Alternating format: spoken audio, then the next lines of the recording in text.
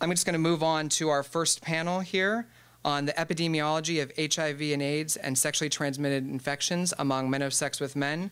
I'm going to be keeping all of the intros short to save time. Our first speaker is Ted White, who's an associate research scientist at the Yale School of Public Health. Ted, welcome.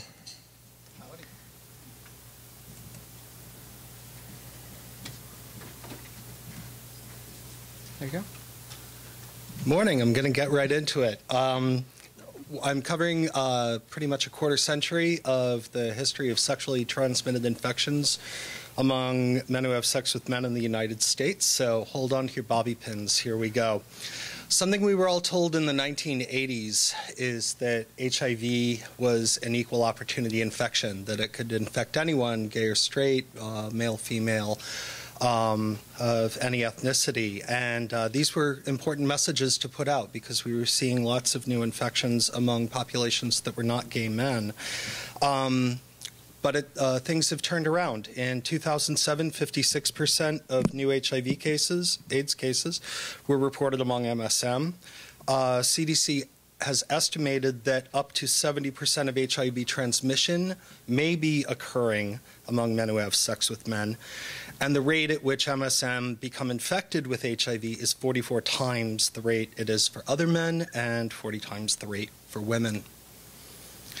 This is a difficult to read slide, and I'm sorry, I can't do the pointer thing on both sides, so here's a limitation for today. But you see the dotted line that had a big peak in the 1980s. This is the number of new infections that were estimated using a new method of estimation by CDC. You see a huge number, a huge burst of new infections in the 1980s. HIV spread very rapidly through men who have sex with men. That's that category. And now you see at the right end of the screens that same dotted line increasing, whereas all other populations, the number of new infections per year is remaining stable or decreasing. So HIV is the only population, or MSM are the only population for which the number of new infections is going up. The only one. And it's particularly a problem with men of color. I'll get into that in a minute. But what happened with that giant increase that happened in the 1980s is HIV, the epidemiological term, and I'm an epidemiologist, is it saturated the population. That is, pretty much everyone who was going to get infected became infected very quickly. These are data from the hepatitis B cohort in San Francisco. Bloods were taken and frozen from gay men as part of a study for hepatitis B, which was a problem at the time before anyone knew about HIV or AIDS. And they went back and looked for how many guys in that cohort of 320 men had HIV. You see the first one tested positive from a blood stored in 1978. By 1982, nearly half of them had HIV. It leveled off at about half. But you see, it happened almost quickly. It happened so quickly. An epidemiologist I worked with in San Francisco said it was almost as though somebody had put something in the water. What happened is the population, pretty much everyone who was going to get infected became infected, and you had a large number of men in this population die in this birth cohort. What's happened is, like after a forest fire, after the forest is burned down, now we have new growth. We have young gay men aging into their sexually active years, and they are the younger people, some of whom are in their 40s and about my age, who were in college when all of this was happening, or high school. They're aging into their sexually active years, and they're becoming infected. So this is the number of HIV and AIDS cases in the states with the best reporting. And you see the number of reported cases for heterosexual contact. Injection drug use has actually gone down, but heterosexual contact is remaining relatively steady. It's going up for those reporting male-to-male sexual contact. A little bit about the kind of men who are getting HIV. The group with the greatest transmission risk is men 35 to 44. This is unusual among sexually transmitted infections. Gonorrhea tends to strike people in their high school or college years, but HIV is a little different because the older you are with an infection that doesn't resolve, the more likely you are to be infected. So if you're in your 30s or 40s, your dating pool has a higher prevalence of HIV in it. The big increase that we're seeing is we're seeing it in all races and ethnicities of MSM, but we're seeing a particular spike. You can see what happened with blacks and black non-Hispanics. A decrease that ended about 1998, but now the number of newly diagnosed cases is equal for African Americans as it is for whites among MSM.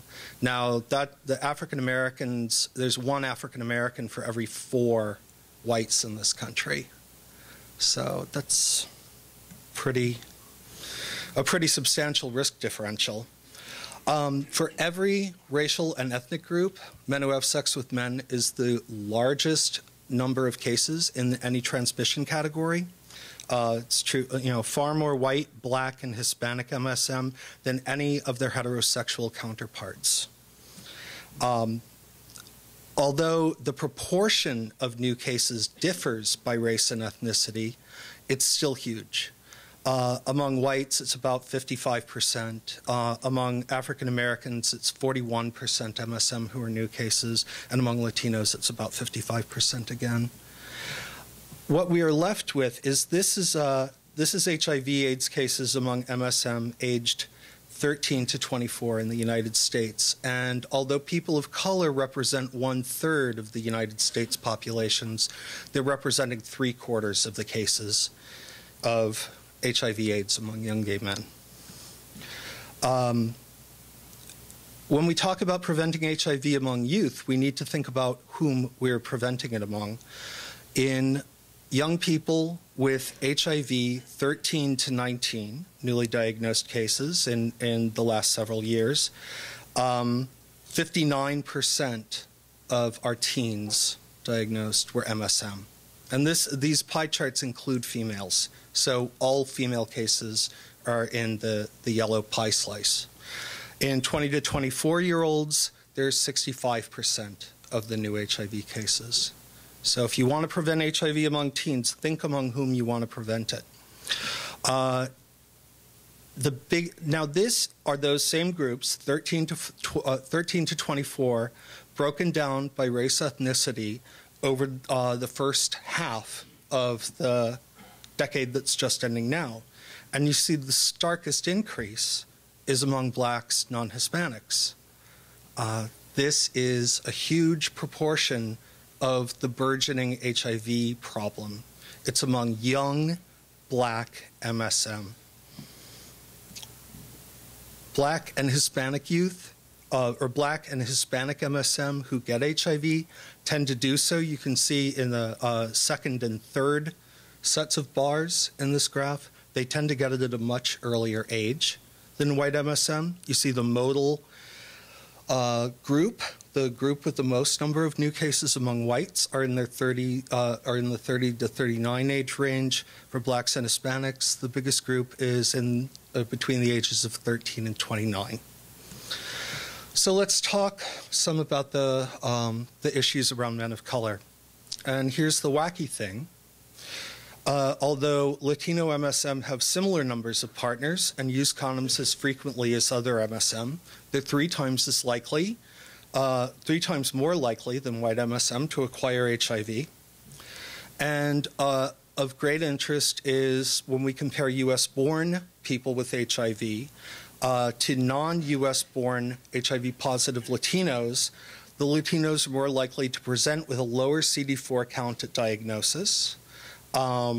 They are more likely to come in with an opportunistic infection when they learn they have HIV, and they're more likely to wind up in the hospital when they're diagnosed. For African American guys, I need some water, excuse me.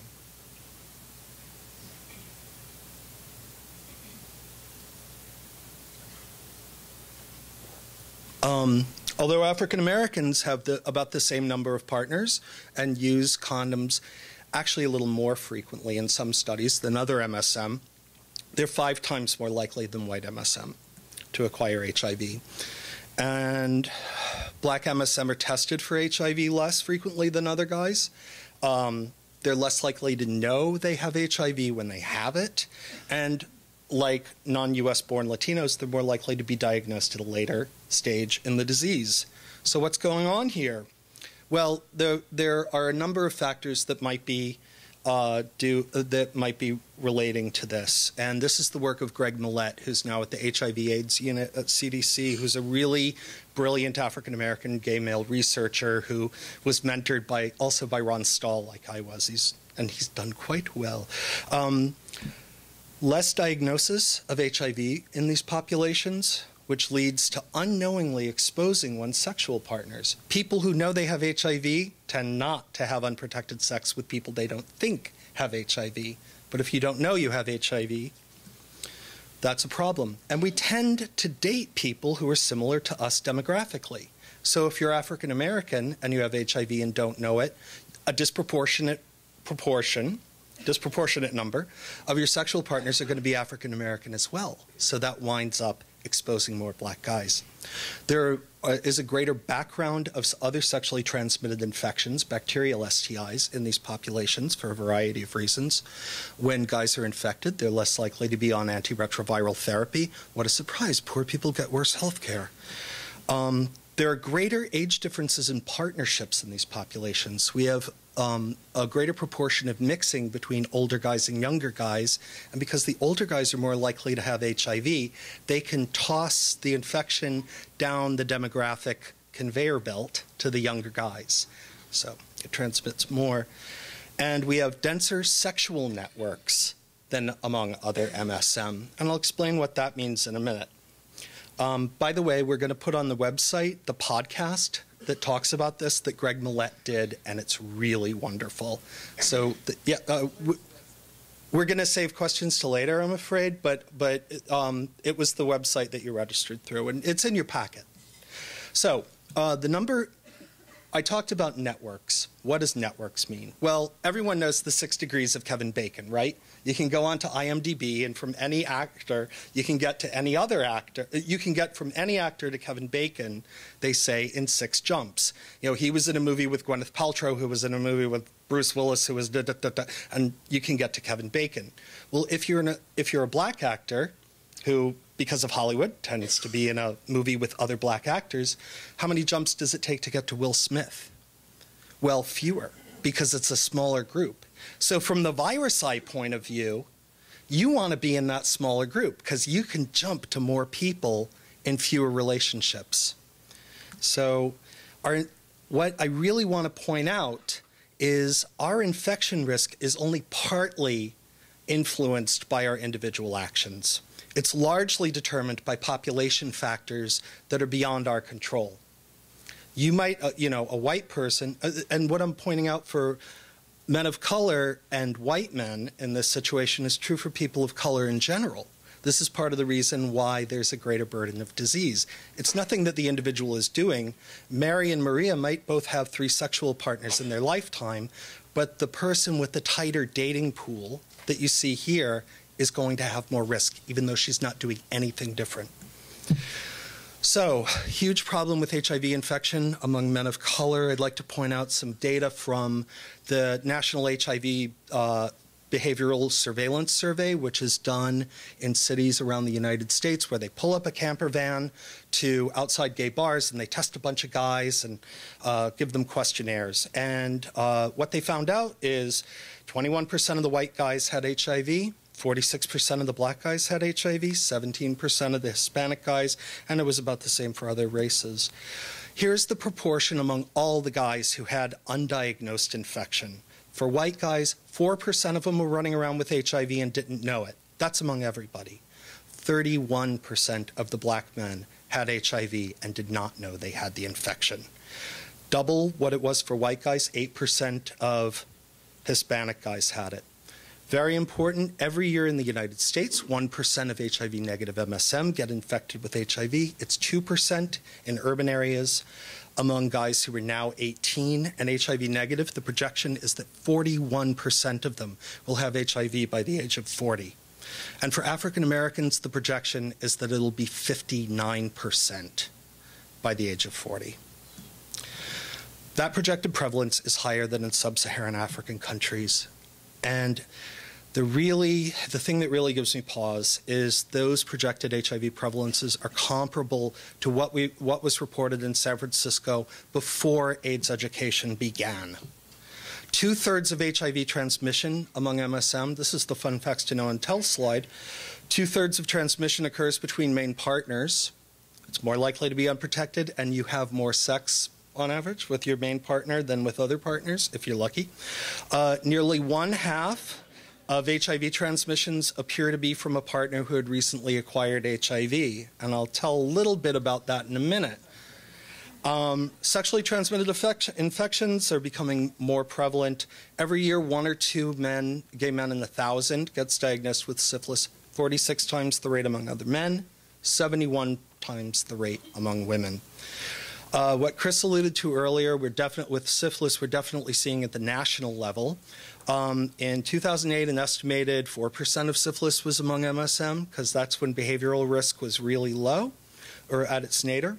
And we also we were still dealing with the effects of the die-off that happened in the 90s. By 2008, nearly 2/3 of syphilis cases were among MSM, and you can see that's not because the number of new infections among straight folks went down. You can see the huge climb in the blue bar of just the numbers of reported cases. And the majority of the MSM diagnosed with syphilis are HIV positive. Gonorrhea has risen sharply in some spots, not in others, but what really concerns us is that antibiotic-resistant gonorrhea is concentrated in men who have sex with men. So where we used to be able to cure your gonorrhea with pills, now we got to do it with a shot. People remember that. So why do we care about bacterial STIs if we can get them out of you? Well, they're readily transmitted through oral sex, so you can have safe sex and get a bacterial STI. And a lot of times in the throat or the rectum, if they've been exposed there, it's asymptomatic. People run around, they don't know they have it, they don't know that they're giving it to their sexual partners. Having rectal gonorrhea is associated with about an 8-fold risk in a gay or bisexual man getting HIV. And having syphilis is associated with a 4-fold risk. It's lower because so many of the guys are infected with HIV already.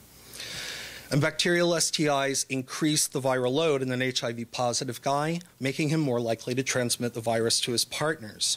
I want to say a little bit about why HIV transmits so readily among MSM, because we're under the impression, we hear, oh, everyone's at risk. Anyone could get HIV, anyone who has unprotected sex. Well, it's different for us for, again, some reasons that that aren't really relevant to individual actions. And this is why. The likelihood of transmission via anal sex is many times higher than it is for vaginal sex. As I showed earlier, MSM form denser sexual networks than other folks do. You and your partner can share an X in common. That's a very tight little arrangement there that straight folks don't generally have. And we have a single sex scenario as opposed to a two-sex scenario. Now, what the heck does that mean? Well, I'll show you.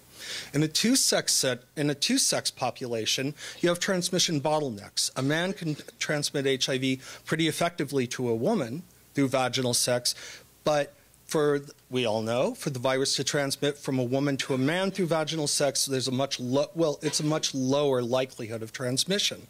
So you have fire breaks along the way. With MSM, it says role versatility. I like positional versatility. The first guy can top the second guy, who can top the third guy, who can top the fourth guy. So you have untrammeled transmission probabilities, and you can infect a lot of people very readily. So for us, biological and network factors make unprotected sex a lot more risky than it is for straight people, and that's true at the individual level and the population level. So in a mathematical model, in order to have the same HIV prevalence as gay men, heterosexuals would need to have 3 times as many unprotected sexual partnerships as gay men report on average. Holding all else equal, for HIV transmission to die out, heterosexuals would need to average fewer than 3 sexual partners, unprotected sexual contacts per year, and MSM would need to average less than 1. So it's a setup, and it's not something people are doing at the individual level. It's something that happens at the population level. So if incidence is going up, are we seeing more risk? Well, we don't have good behavioral surveillance to tell us one way or the other. We can say for this city, for that city, for the other city. But guys are going about unprotected sex in ways differently than they used to. Something that's happening now that money reporting is serosorting. This is great little image is from a website called barebackhealth.net. That's an oxymoron, of course. Serosorting is seeking partners that you think are of the same status as yourself, often with the intention of having unprotected sex with someone of your own serostatus. That's different from you and your boyfriend getting tested. And, you know, I always say you can have unprotected sex with your boyfriend when you have a cat together, but this is a different thing. Gay men who reported unprotected sex with an HIV-negative partner weren't any less likely to seroconvert than guys who reported it with a positive partner in a study from Seattle. And why is that? That's because of viral shedding. This is what happens with your viral load after you become infected. At between 0 and 1 month, your viral load shoots up, and then you develop HIV antibodies, and it becomes modulated. It goes down, and it doesn't go up. You know, it becomes stable, and then it doesn't go up until disease sets in years later. So what happens with a guy who serosorts? Well, he gets an antibody negative test in January, says to partner A, oh, I just had a negative test, I'm okay, has unprotected sex with him. He winds up infected. And during the period, his viral load is very high. He has unprotected sex with guy B and guy C and doesn't learn that he's infected until he has a positive test 6 months later in July. And who knows how many guys he infected during that time. So unprotected sex with MSM is common, with HIV-positive MSM is common, is not so common, but it varies by the perception of the partner's serostatus and position. Half of HIV-diagnosed guys report unprotected sex, but it's often with HIV positives. About 1 in 8 report unprotected sex with partners they understand to be uninfected, but that sex is often receptive. About 1 in 6 report unprotected sex with partners they don't know. So in total, about 1 in 4 report sex with, have unprotected sex, I should say, with partners that they could infect. Mostly people are going about things in the way they think is responsible, but what we're seeing is enough transmission to infect 1 in 50 guys who live in cities, 1 in 50 uninfected guys who live in cities every year, and we could wind up with the same HIV problem that we had before we knew about HIV. I'm worried about that. Okay, all done. Oh, can I finish? Oh. Encore, encore, I have more slides, cool. Okay, I do. So before you wring your hands, I won't say who that is, but I love her. Yeah, before we all go, what's wrong with these guys? You know, everyone does something like this. You know, these you know, people aren't sociopaths by and large, right? People care about their sexual partners, they want to protect their own health, but it's the stuff that we all do that leads to this. You know, these aren't mental cases. We're normal people living our day-to-day lives, and it still happens. So is there any way I can end on a positive note, just because I like to do that? This is my friend Ace in Seattle. I love that picture. What we do as prevention practitioners matters. This is a model that David Holtgrave at CDC did, where he modeled the effect of HIV prevention services. And we would have had that big bump in number of new infections in the 80s regardless, but it would have leveled off at a much higher level, according to his work, than it did because of the work that the people like people in this room do. So, yay for hopey changey stuff. What you do matters before you throw up your arms. Okay? Thank you.